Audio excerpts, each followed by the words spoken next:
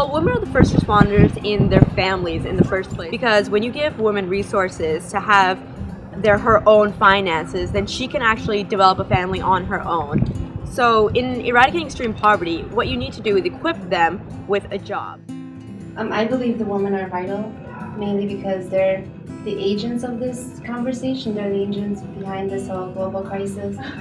I feel like also women are really important in that they are really great communicators between different families. And as far as global poverty goes, I feel that they're big on agriculture, especially in different countries. Take example of Liberia.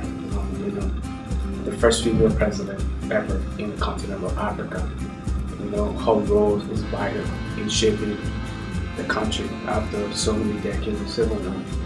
Having the female voice being heard, there's another way we can approach it. I think that a lot of the issues, at least in the United States, lie in the fact that there's not really enough knowledge about it. There's not, people don't acknowledge that it's an issue. No one really talks about it. People don't want to change.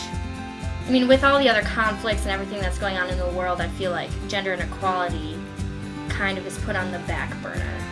But that kind of perpetuates the idea that, the men are the stronger ones and the more responsible ones, and they're the ones who should be doing this. We see that women are perceived as the ones who bear the children, the housewives, the weak species, and such things.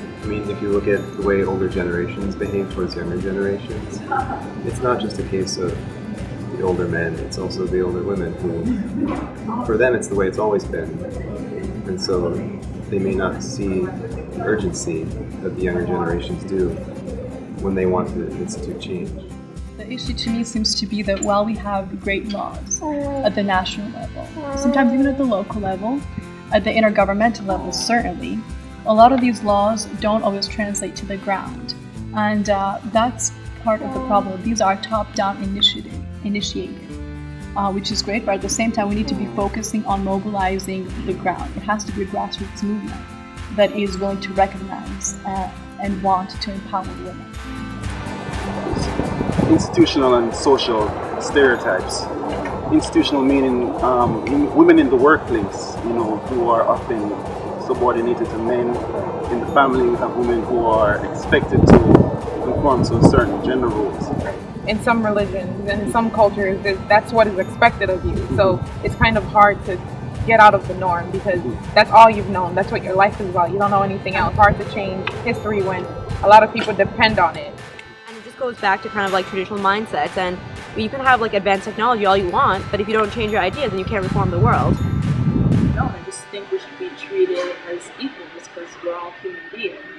It's never too late or too early to start advocating for yourself and for other women. We can start using our voices in any outlets or facets that we find ourselves available to, and there's plenty of ways to get involved. You can go to school, you can write in your school newspaper, you can facilitate class discussions, or having the lady's voice being heard can give different perspective to different ideas that can better our society. People are now willing to easily change their culture.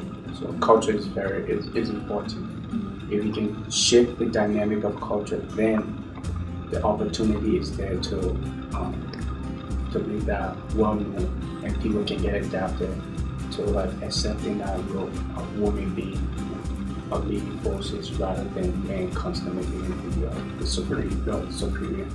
Just the step that I'm taking today, sitting here being interviewed about women role and advocating for that, that's a step forward.